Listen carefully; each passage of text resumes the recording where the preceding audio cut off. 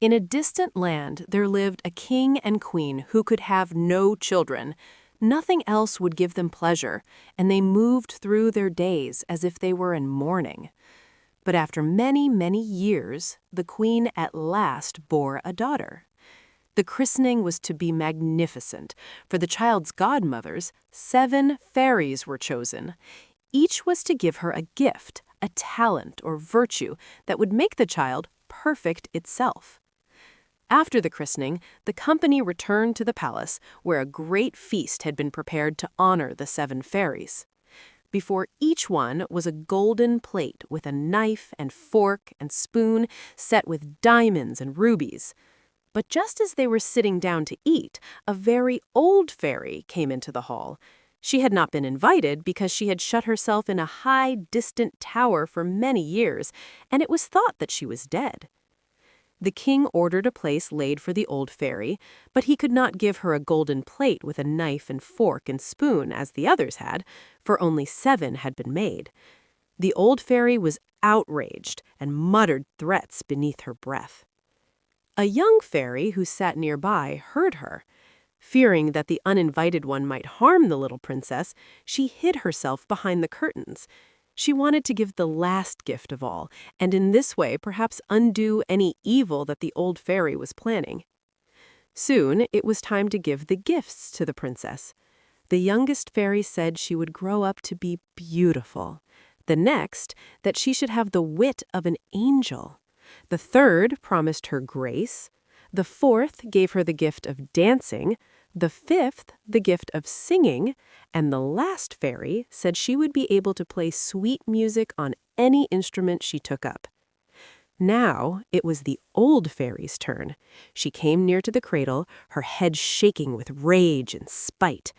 "The young princess's beauty and accomplishments will not help her," she announced. "For one day she will prick her hand on a tiny spindle, and when this happens, she will die." The terrible gift made all the company tremble and weep, and the queen could not be comforted. But at this instant, the young fairy who had hidden came from behind the curtains and cried out, "No, my king and queen, your child will not die of this wound. It is true, I have not the power to change an older fairy's gift. The princess will indeed pierce her finger with a spindle, but instead of dying, she shall only fall into a deep sleep. It will last 100 years, and at the end of it, a king's son will come and awaken her." The young fairy's words were of scant comfort. To avoid the misfortune that had been foretold for his daughter, the king ordered all the spindles in the kingdom to be destroyed. Anyone even found spinning was to be put to death.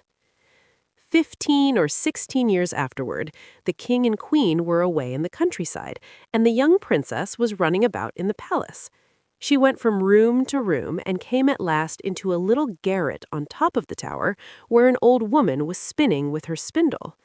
The old woman had never heard of the king's orders, and so had gone on making her thread in the way of her mother and grandmother before her. "What are you doing, my good woman?" asked the princess. "I'm spinning, pretty child," said the old woman, for she did not know who the princess was. "How clever," said the princess. "How do you do it? Give it to me so I can try." Either because she was careless or because the old fairy had ordained it, no sooner had the girl taken the spindle than it pierced her hand and she fell down in a swoon. The good old woman cried out for help. Servants and courtiers and ladies came running from every room in the palace. They threw water upon the princess's face. They unlaced her and struck her on the palms of her hands and rubbed her temples with cologne. But it was no use. Nothing would awaken her. Then the king, who had returned from the countryside, saw that the old fairy's cruel gift had come to pass, and his daughter must sleep for 100 years. By his order, she was carried into the finest room in the palace and laid on a bed embroidered with silver and gold. The color in her face was undimmed, and she was as beautiful as ever. It is true that her eyes were shut, but those who listened closely could hear her breathe, so they knew she was not dead. The young fairy who had saved the princess's life was far away in the kingdom of Matakin, but a dwarf in 7 league boots came there to give her the news. At once, the fairy left for the palace in a fiery chariot drawn by dragons. The king greeted her gently and showed her the room where the princess slept. Though she saw that she was well provided for, she thought how sad the princess would be when she woke up alone in that great palace with the people she knew dead and gone. So she touched everyone with her magic ring. She touched the housekeepers, the maids-in-waiting, the courtiers, the cooks, the scullions, and the footmen. Then she went into the stable and touched the horses and the stable boys. She even touched Puff, the princess's little dog, who was curled up on the bed beside her. At once, they all fell fast asleep and would not wake until the princess woke. Everything in the palace was motionless. The spits on the fire with their partridge meats and pheasants stopped turning, and the flames drew down and slept. The king and queen watched the fairy in silence, and when she was done, they kissed their beloved daughter goodbye and left the palace forever. In the quarter of an hour, a great number of trees interlaced with brambles and thorns grew up around the park and formed a hedge so thick that no man or beast could penetrate it, and so tall that only the tallest turrets of the palace could be seen. In this way, the fairy made a magical safe place where the princess could sleep in peace. At the end of 100 years, the king's son who lived nearby went hunting in the countryside. He asked the people about the turrets he saw in the woods and why the hedge grew there so thickly. Each told him a different story. Some said it was a place full of ghosts. Others said that the witches went there to hold their Sabbath meetings. Still others said that it was the home of an ogre who caught children and ate them alive. The prince did not know what to believe. Then a very old man said to him, "Please, your highness, more than 50 past I heard my father say that at one time in this castle there was a princess, the most beautiful ever seen. Because she was bewitched, she must sleep for 100 years and could be awakened only by a prince." Never had the king's son heard of such a marvelous adventure. Fired by love and the desire for glory, he resolved at once to gain entry to the palace. He prepared to cut down the hedge with his sword, but as soon as he came there, all the great trees, the bushes, and the brambles parted to let him pass through. He came out upon a broad avenue, and at the end of it was the palace. But when he looked behind to see if his servants were still with him, he discovered that the hedge had closed again, and he was all alone.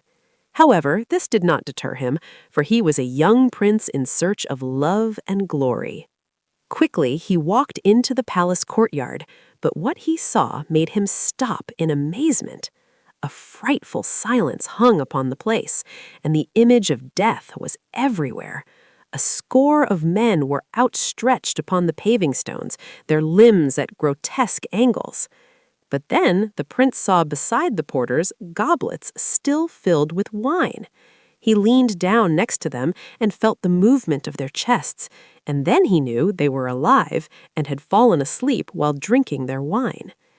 Next, he crossed a court paved with marble and came into a guard room.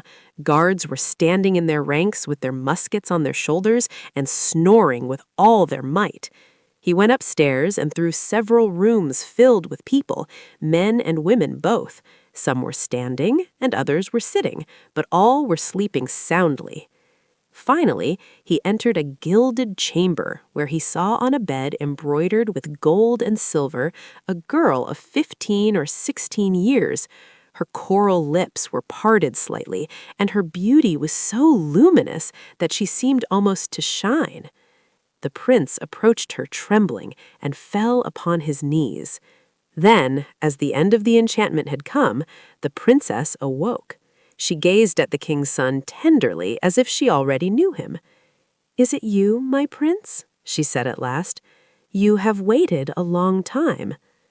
The prince was thrilled by her words and told her that he loved her better than he did himself. They spoke for many hours, and though their conversation made little sense, it hardly mattered. The princess laughed merrily and nodded at the prince's remarks.